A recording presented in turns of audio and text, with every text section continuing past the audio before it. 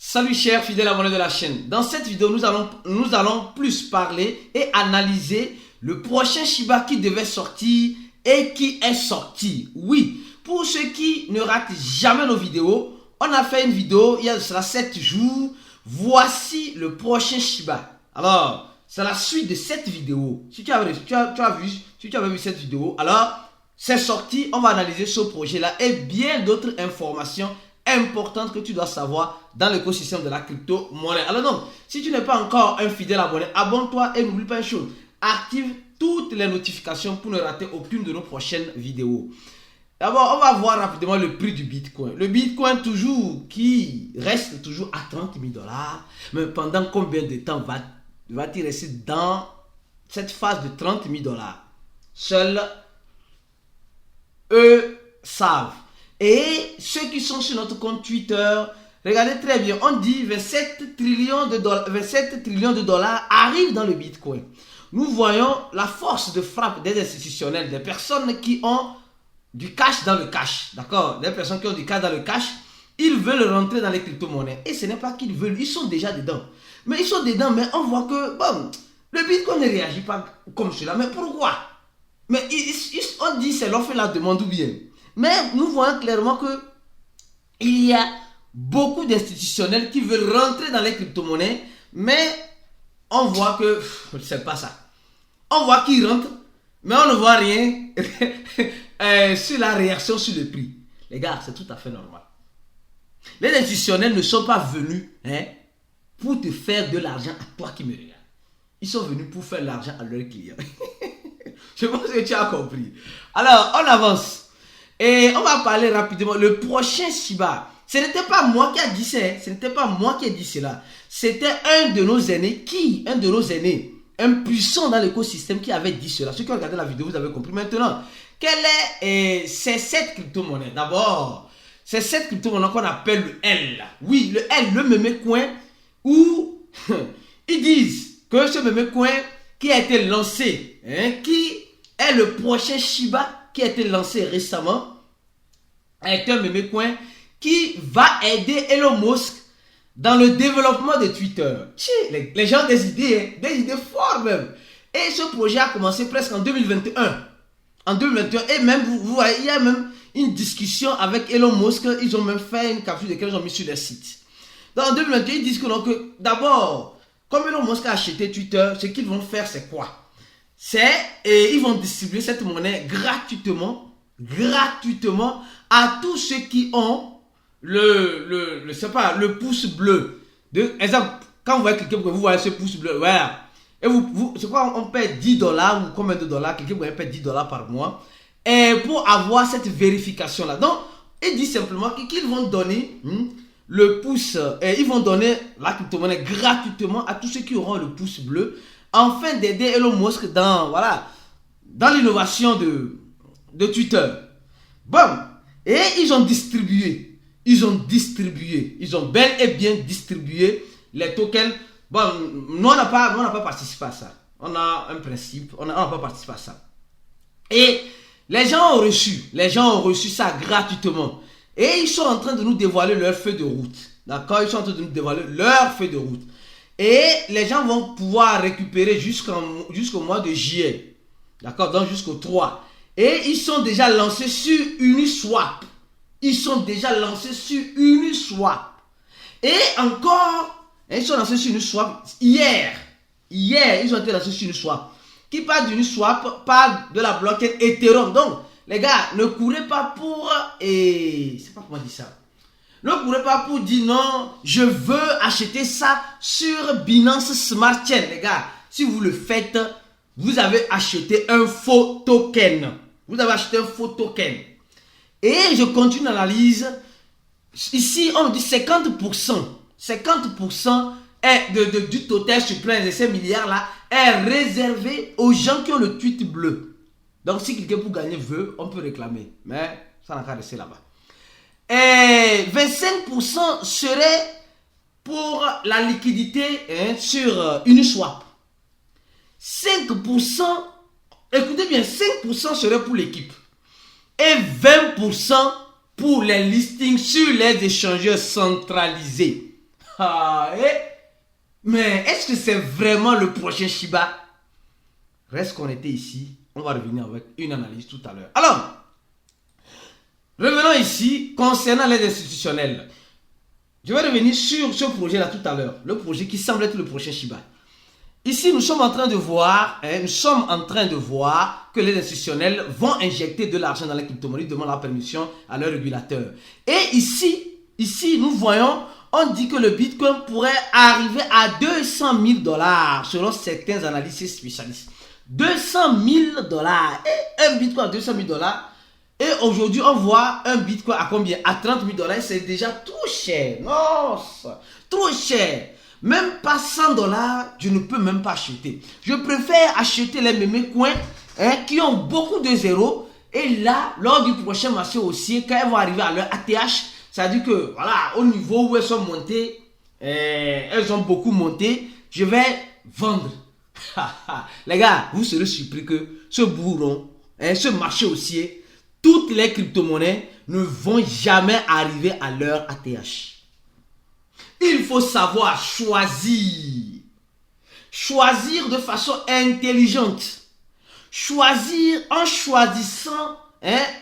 On a déjà parlé de ça de long en large. Après, tout le monde est libre de faire ce qu'il veut. Mais, soyez sûr, tous les projets crypto n'arriveront jamais à leur ATH lors du prochain marché haussier. Mettez-vous cela en tête. Ça, c'est sûr et certain. Ça ne va jamais. Il y a certains qui ne vont pas arriver. Maintenant, donc, le Bitcoin, supposons le Bitcoin dépasse son ATH qui était 70 000 $. Est-ce que les altcoins, tous les altcoins vont suivre? Non, tous les altcoins ne vont pas suivre, malheureusement. Il y a certains qui ne vont pas suivre. Alors, si tu veux savoir ceux qui vont suivre, les altcoins qui vont suivre, remplis le premier lien en description de la vidéo. Il y a un lien en description de la vidéo, le lien de notre cours. Fais notre cours et nous t'aiderons à mieux comprendre ceux qui vont suivre. Alors, ici, nous allons parler rapidement de quoi? Nous allons parler rapidement de cette information. Le fondateur de Luna Terra Classic, comme nous sommes en train de voir actuellement ici, on dit qu'il a eu environ plus de 26 millions de $ bloqués par la justice de la Suisse. Il a envoyé 10 000 bitcoins, 10 000 bitcoins par le passé, sur un compte en Suisse. Et aujourd'hui, c'est fini. La justice bloque. Mais je me demande, mais il ne peut pas garder ça sur un portefeuille matériel ou voilà. Non, sincèrement, je ne crois pas qu'un de nos aînés ainsi a fait ce genre d'erreur. 10 000 bitcoins. 10 000 bitcoins sur une banque en disant qu'il est en sécurité. Dieu, bon. Et aussi, il y a des informations qui viennent comme quoi le projet Luna Terra Classic, les gens vont revenir sur le stablecoin. Le stablecoin de Luna Terra Classic, il y a déjà 6 ingénieurs, je sais pas, Après, je vais venir avec cette information pour vous, qui vont relever le projet, le stablecoin, le projet en question, etc. Mais ça m'étonne que notre aîné a envoyé 10 000 bitcoins sur une banque, d'accord? Mais 10 000, c'est beaucoup, Et aujourd'hui, la banque confisque ces bitcoins-là et indirectement, ça devient la propriété du gouvernement de la Suisse. Bon, on verra bien la suite de l'histoire, mais c'est beaucoup, Joe. Tu as fait cette erreur-là? Je ne crois pas. Bon, l'erreur est même bien, on va faire comment?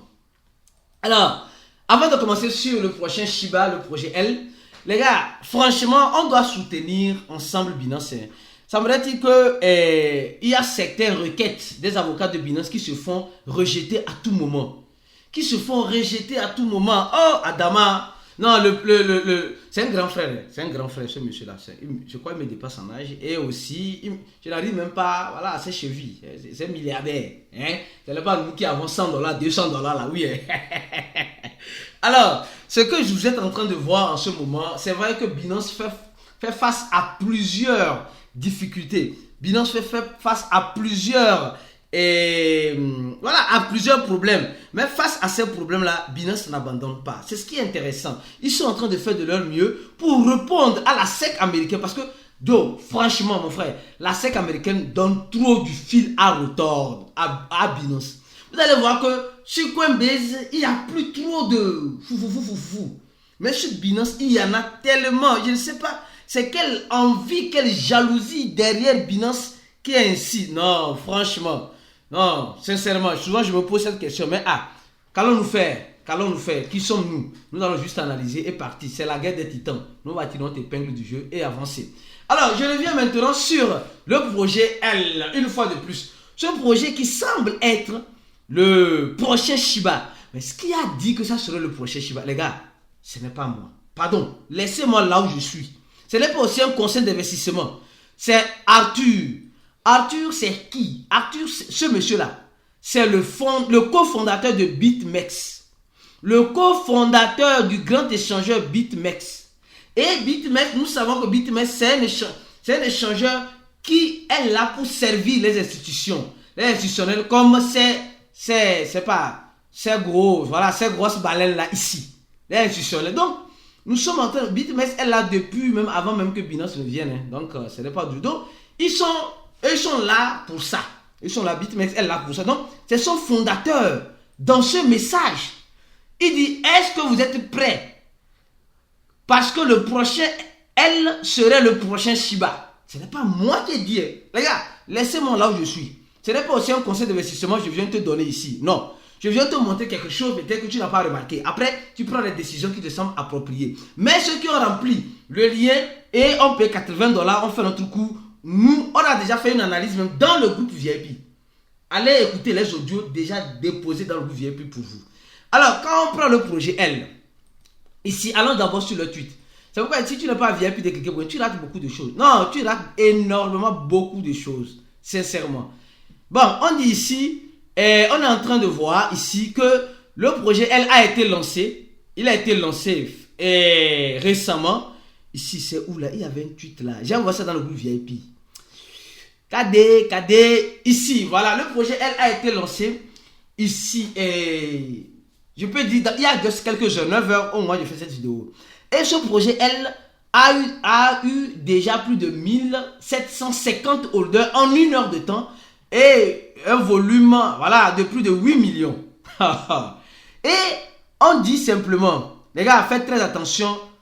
L'iDrop, il y a certaines personnes qui reçoivent $300 de iDrop. Donc, la quantité. Et nous sommes en train de voir qu'il y a déjà des échangeurs qui ont déjà listé cela. Les échangeurs comme Poloniex ont déjà listé ça aujourd'hui. D'accord? Les échangeurs comme Uniswap, l'échangeur décentralisé Uniswap a déjà listé ça. Les échangeurs comme BangX qui ont déjà listé ça aujourd'hui encore. L'échangeur MEX Global, si tu n'as pas encore créé ton compte sur l'échangeur MEX Global, mon frère, ma soeur, le lien se trouve en description de la vidéo. Le deuxième lien là, tu cliques sur ça, tu crées ton compte, tu fais le KYC et tu auras des avantages exclusifs en cliquant sur notre lien. Et nous avons vu que quand elle a été lancée directement, elle a touché, voilà, elle n'a pas beaucoup de euros ce projet-là. Ouais, non, elle n'a pas beaucoup de euros, semblerait-il. Et elle est en train de descendre. C'est normal qu'elle descende parce que qu'est-ce qui s'est passé? Rappelez-vous que ici, les gens ont reçu ça gratuitement. Les gens qui ont le truc bleu ont reçu ça gratuitement. Ils ont reçu ça gratuitement en connectant leur wallet et etc. En faisant tout ce qu'ils doivent faire. Ils ont reçu ça. Donc, c'est tout à fait normal que le projet, en quelque sorte, puisse chuter lors de son lancement. Voilà, donc, elle est en train de chuter. D'accord, alors on continue. Et ici, on voit, il y avait 1700 holders, il y a de cela quelques heures. Maintenant, on voit 3361 holders. Déjà, un projet qui a été lancé, ça ne fait même pas 48 heures. Ça ne fait même pas 48 heures. Et le nombre de holders ne fait qu'augmenter. Et nous sommes en train de voir, ils n'ont pas un mécanisme de beurre. Et il y a un des grands wallets qui détient 42%. C'est beaucoup, hein, c'est très beaucoup. Elle peut manipuler vite le marché quand nous regardons ce wallet. Et nous voyons qu'il y a des entrées et des sorties. Bam, mais les membres VIP, ceux qui ont rempli ce formulaire, une fois de plus, on envoie certaines analyses détaillées pour vous dans le groupe. Suivez le groupe. On envoie des analyses détaillées dans le groupe concernant ce projet L. Et encore, nous sommes en train de voir, allons-y voir rapidement son prix ou bien. On va voir rapidement le prix de L ou bien. On va voir, et nous allons voir qu'il y a un message de CoinMarketCap de faire attention parce que le fondateur, les créateurs de ce projet peuvent changer peut modifier certaines choses sur le smart contract comme les frais, les choses, etc. Donc, on dit de faire vos propres recherches. Donc, il y a un message rouge grandement lié pour vous. Je me rappelle au début de PPI, il y avait aussi ce message-là aussi. Alors, et nous voyons ici, déjà de 8 millions, on a actuellement 21 millions de volume pendant ces 24 heures. C'est pas moi qui dis. Et quand on voit son ATH, hein, elle a été lancée aujourd'hui. C'est ça, dès son lancement, 0.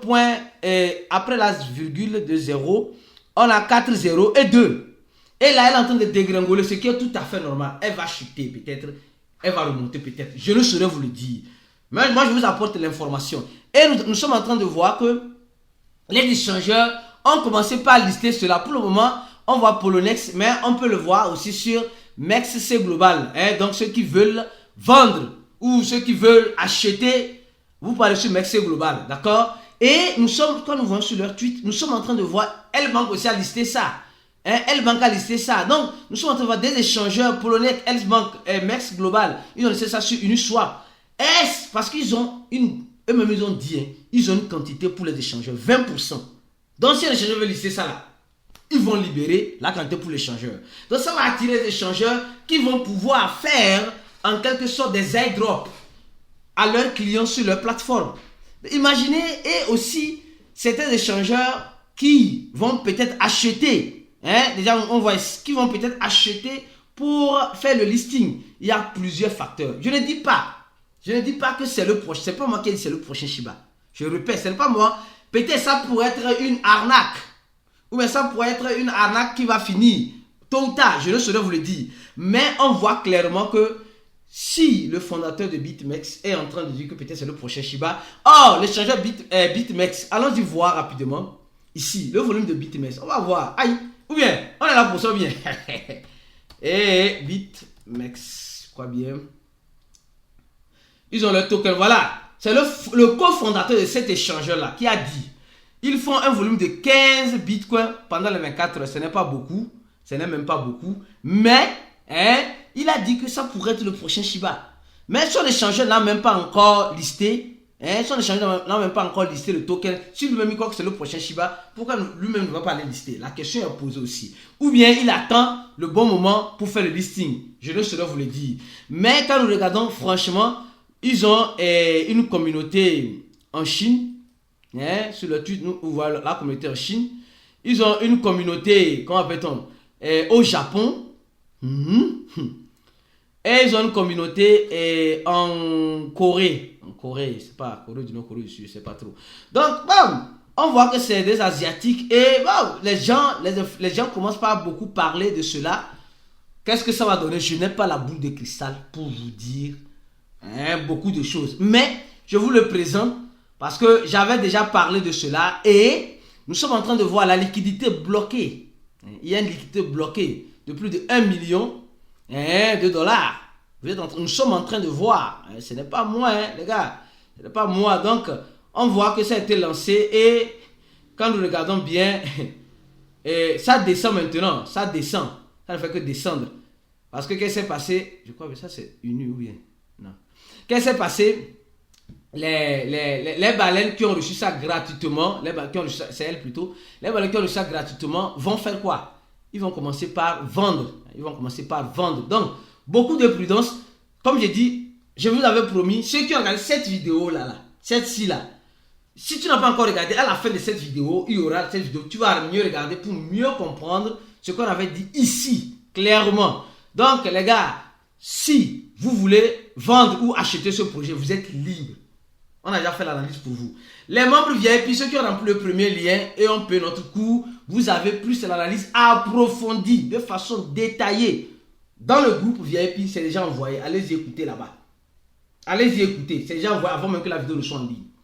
Et mieux encore, ceux qui veulent acheter ce projet ou vendre le projet, l'échangeur MEX Global est là, le deuxième lien en description de la vidéo. Donc, mon frère et ma soeur, reste focus sur cette chaîne pour la prochaine vidéo. On se dit ciao.